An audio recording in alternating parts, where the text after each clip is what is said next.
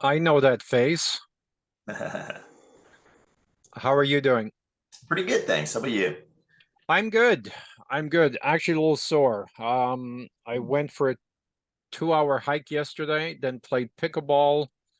So, yeah, I was going to do it again this morning, and no. Funny, I actually went gold panning on the weekend, Gold and panning. I feel the That's same. My legs still hurt. okay because you're squatting a lot. Is that why? Yeah, I'm not as physically active as I used to be. Certainly, not feeling as flexible, and definitely not rebounding as quickly as as I used to. Yeah, no, I hear you. Age will do that to you. Yeah, I found some good gold. Actually, here, look, I got it right here. Did you really? Yeah, I don't know if you'll be able to see it or not. Probably not. Anyway, Okay, so whole chunk of it's gold in the bottom there. okay. Yeah. And how long did it take to get that? I was there for about 2.5, maybe 3 hours. So those are all the little chunky bits that I could actually pull out. I have an entire pan of what do you call the heavies, all the heavy material that kind of comes with the. They use a little sucker bottle to get it out of the bottom of the pan each time.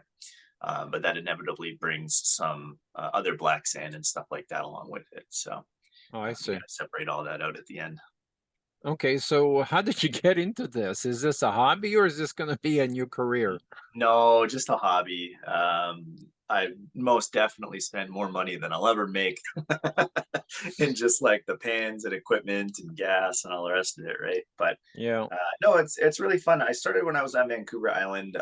It's an interesting way to sort of go explore these odd, beautiful rivers and places that you would just never otherwise go explore, you know? And so right. it's quiet and peaceful. You're just in nature. You got the running water and birds chirping and, wind in the trees. It's beautiful. Yeah, yeah. Very I, peaceful. I I enjoy hiking. One of my favorite places actually yesterday where I was hiking is the Credit River. Yeah. So hiking up and down the Credit River, there's a bit of rapids, and I remember being a kid and tubing down the Credit River and Mm. losing gold rings and stuff that fell off my fingers and stuff Oh, like that. no.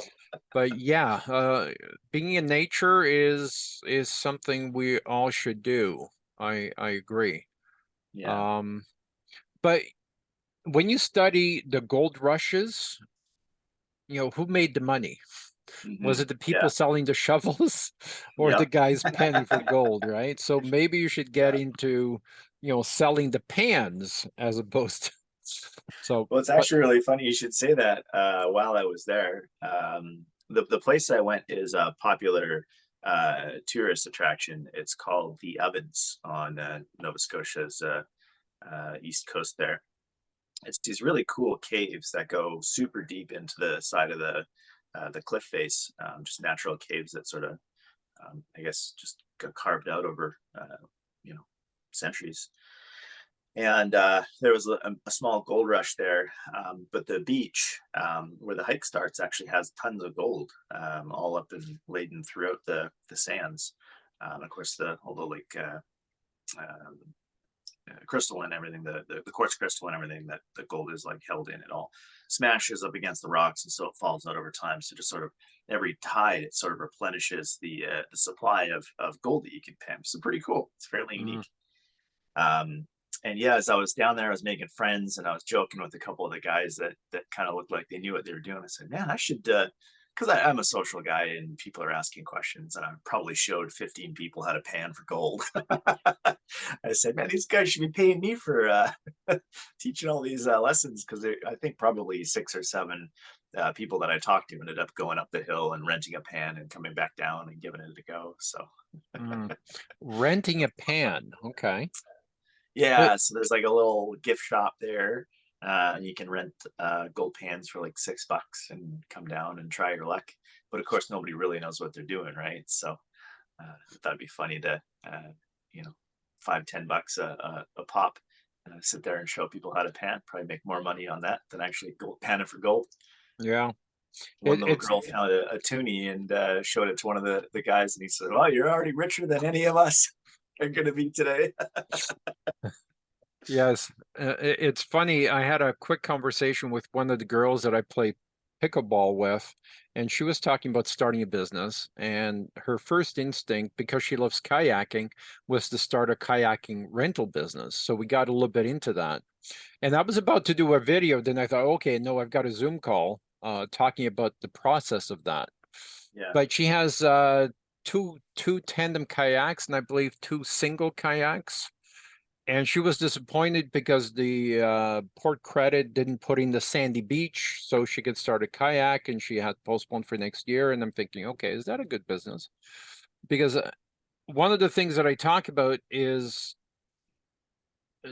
everybody thinks you should turn your passion into a business. And I'm thinking, okay, that's the quickest way to destroy your passion, Yeah. right? But Sometimes, yeah. yeah, I'll try and post it this afternoon, and I'd love to get your thoughts on it. But Yeah. our conversation I today is think there's about like a board healthy seats. way. I think Sorry. there's a healthy way to take a passion and turn it into a business, but there's definitely it's like the saying, never meet your heroes, right? It's kind of you're gonna understand some ugly sides about turning your passion into your business, but yeah, it depends on, I think, what level of all in you go down that path, you know? Yeah, yeah, and I think there's always a higher and better use or a higher and better idea for a business. Yeah. Yeah. And that's what I want to explore in the video in more detail. But our conversation today is about board seats. That's what you scheduled the That's right. Yeah, you were conversation talking a for? little bit about it, and so I was kind of curious. What does it mean to be on a board? What does the job actually entail? I felt like that would make really good content as well. I think that there's a lot of people that understand the idea of a board, but have never either served on one, don't understand what it pays, if you're getting paid more in stock or in regular installments, that kind of thing, right? So it'd be interesting to kind of dive into that with you. Yeah. Well, boards is, something I've been volunteering for a number of years. And the volunteer got me involved in the board seat that I sit on now. And every Friday we have multinational and startups come in and present their problems, and there's 10 people on the board, and we try and solve their problems. But we solve it based on our unique experiences. So really, it really depends on your experiences in terms of what positions you've held in companies, or what companies you've started, what exit strategies, and so on. So it really depends on your contribution and what you feel you can bring to the table, because the reason why our board is successful, and the reason why we have a waiting list of companies that want to present, and some of these companies, we had a developer looking for $300 million. And we have countries in Africa, presenting their challenges, and, companies from all over the world. So we are successful because we are not afraid to say, well, I don't agree with that. This is how I would tackle it. Then someone else on the board will disagree with me and present a different, well, I never thought of that, right? So it's Yeah. about challenging each other, because when we look at it from our perspective, we're seeing it from our perspective based on our history filter, right?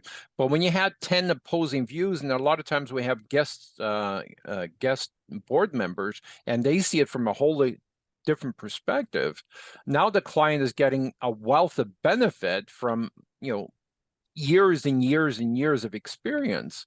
And a lot of it is about creating a future and anticipating problems that we're going to create. And that's really the benefit the client gets, because again, the client sees it from their perspective, and not many companies have boards. So if they can rent a board, right, and eliminate a $400,000 mistake, what's the value of that, right? Yeah. They just eliminated a $400,000 mistake, so they didn't suffer, deliberate. They didn't suffer a lot of the problems that the failure creates, because a failure is monetary, but it also affects your culture. It also affects your confidence. It also affects your credibility. It affects a lot of different things, and money is the least what do you call it? The least of your problems, because money you can make back, right? But credibility is very hard to get over, and loss of confidence is even worse, right? Yeah. And when your body language shows your employees that, hey, I'm no longer as confident as I was, now employees are thinking, should I be looking for another job, right? So it affects everything down the line. So great advice, a great mentor on the board seat. I mean, if you look at Uber as an example, right? Kalanick without the board would have imploded way before he actually did implode, right? So the board kept him sane and grounded for a very long time, but it got to a point even the board couldn't hold them contained. So entrepreneurs, I mean, successful entrepreneurs are very ambitious, and sometimes that ambition or that ego can implode a business if it's not checked by a board. So my background with board seats, I also volunteered on the board of a little business-to-business networking group called ERA, Entrepreneurial Roundtable Association in Victoria. They branched off of another B2B chapter. The B2B wasn't really giving them anything in terms of what they were, trying to do with their growth and everything else. Just kind of felt like they were sort of taking money with no value added. So they started their own thing. And that was right when I came into it. And so I was one of the founding members of that, and help guide them with their social media and online presence and that sort of thing. Built them a website and that sort of thing.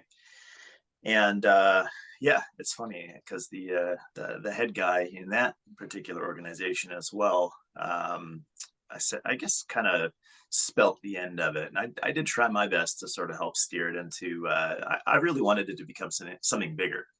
I thought it was fantastic. I think that those kinds of ERA was different than other business to business networking groups because it wasn't all about, I think BNI is kind of infamous for being all about getting each other leads, right? If you're not getting other people leads, you've got no value to the BNI group. And at least that was my, impression of it when I attended it in Victoria. And so I like this one because that roundtable aspect of it, we would come together and we would meet different business owners with different backgrounds and things like that. And we would talk about, the given problems that kind of came up in such and such a way for different businesses. And we'd all have kind of that problem solving mind and help each other to kind of, suggest ideas of ways you could, get around it or solve it or improve your sales or leads or whatever it was that you were trying to accomplish. I thought it was fantastic. So I can't remember where I was going with that. Oh, but the problem with it, for me at least, and the reason that I left it, I really wanted it to grow. I wanted to have multiple chapters. I thought that was better than BNI. I thought it was better than B2B. I wanted this to be a big thing. And the president of that particular association really just wanted to keep it to like 7 people. I was like, that's a shame. Yeah. If you guys want to have a little coffee club, that's cool, but that's not what I signed up for. So I moved on. Yeah. I've been. Yeah, you're hitting another sore spot. Networking. I believe networking for business owners or even career-minded people is extremely important. Yeah. I've attended so many BNI meetings and thinking, oh, freak, this is a waste of time. You're always with the wrong people. I actually created a video called 10X Networking where who's going to be there, and you schedule meetings, 5-minute meetings within the networking event. And I thought that's a great way to put a face to a name and meet 20 people at the same time and invite people who get something out of it. Because if there isn't enough, or if you haven't created enough interest where a person wants to meet you, inviting that person to a networking group like that might be enough for them to join, right? Then you get a chance to say hello. But I think networking is crucial, and business owners and BNI having, the most successful, they haven't really figured it out, because I know a lot of people that try BNI, stay for a while, then say, okay, I'm not getting anything out of it, because you're seeing the same people over and over again, right? Yeah. So eventually you serve your time, then you get the most out of it, then you go on to something else. So there's got to be the next level, right? The next level, and this artificial environment, only one real estate agent, only one mortgage, that's bullshit. Yeah. That's total bullshit, because you're Yeah. creating an artificial environment, then you get out of the meeting into the real world, right, where there isn't that bubble, and But what's the now you guarantee can't it's going to be survive. the best one? What's the guarantee that it's going to be the Exactly. best real estate Yeah. agent for the purpose, right? Who's to say Right. that it's the most intelligent, most successful, most well-connected person, right? Right. It just happened to be the first guy that signed up, and now you're Or, in. or the It's just guy the that weirdest waited thing. for 5 years to get his Yeah, turn to join, right? And yeah, now he exactly. joins. I remember having these conversations. Now he joins, and he says, now I can relax, right? Now I don't have to try, because now all the real estate leads come to me, Yeah, right? but then you're working for everybody else in that group trying to get them leads, and if you don't get them leads, then you're out. It was Yeah. the weirdest culture and climate. I had no fun partaking in any of that. Yeah. And think about the investment in time, creating Yeah, those leads, driving to and from the yeah, meeting, right? yeah, And the fees and so on. And yeah, I kept thinking there's got to be better ways of creating leads, yeah. right? So I really had a great time though with ERA, and I would love to start another networking group, something like that. The problem is that I'm very new to Halifax, and so getting something like that in person with physical people is just a lot of work to start that up. And I don't know if that's where my time and energy is best invested right now. But at some point, I would love to reinvent that model because I think it worked really great. I just love the idea of different business owners coming together with, helpful mentality, with creative solutions to problems that people would have never, even thought about, and just talking about, different aspects of business. We'd have a different topic each week. You talk about something different in the world of business, and um, those conversations, I took a lot out of that as a budding little entrepreneur, and I was 32 or 33, I think, when I was starting those. So I got a lot out of that. There's lots of really great conversations that came out of that. hmm um, how many people did you have coming out to these events? At the best, we had a group of 14, but more often than not, it sort of started to dwindle down to about seven or eight. And I think there really is a bit of a sweet spot. I think 10, maybe 12 is probably ideal. Um, you're each getting a chance to speak, but you're also not like fighting for a chance to speak. Um, I don't know. It was, yeah, I think that's kind of the sweet spot. Yeah.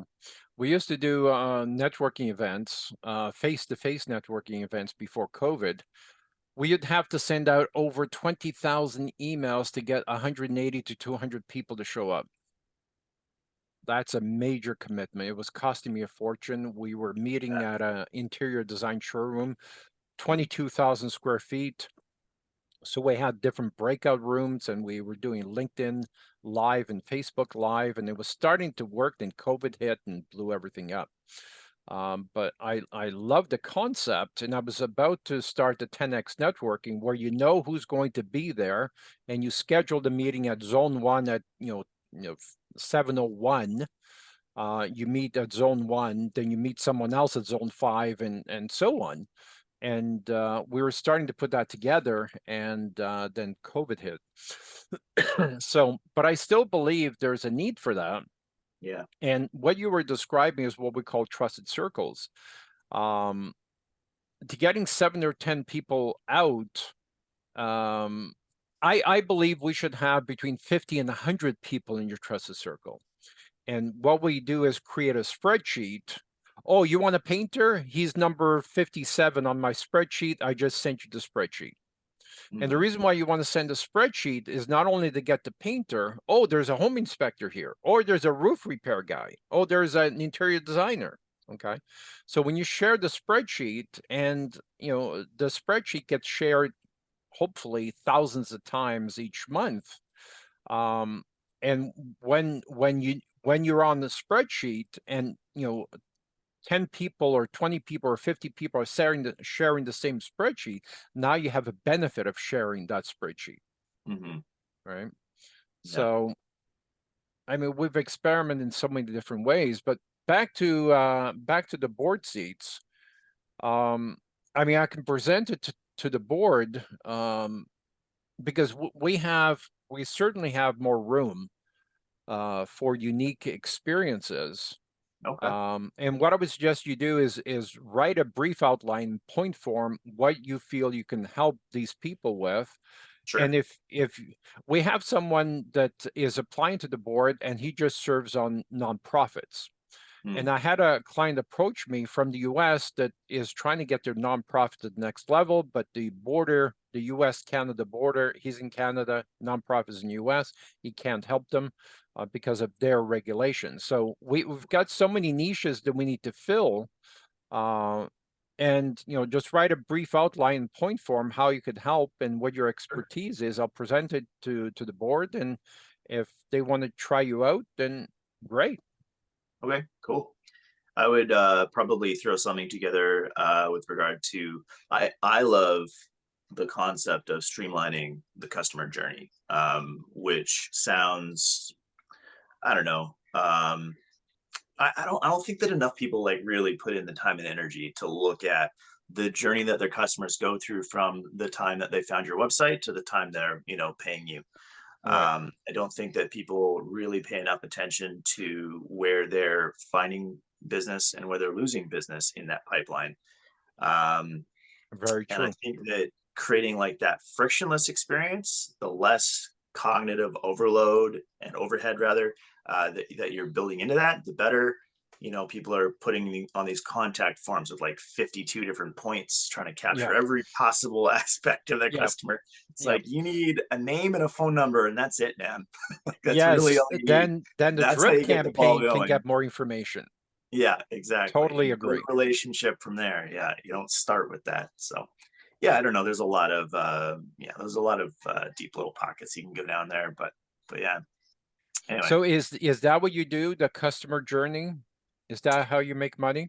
that used to be a lot of what I would talk about in those ERA groups. I think that the way that I shape my customer journey helped a lot with how many leads I would generate. It helped a lot with how many, like my closing ratio.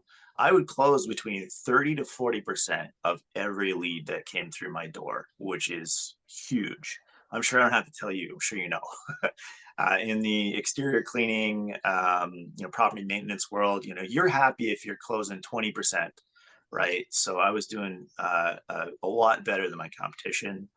Um, I liked to have two avenues for my customers that they could choose from. They can choose for like basically over communication and simplified communication. So you can have me, shoot you an email at every single step along the way. So you know exactly where we are. You never have to wonder. You never have to call and chase us down. You know exactly where everything is at in the stage of progression.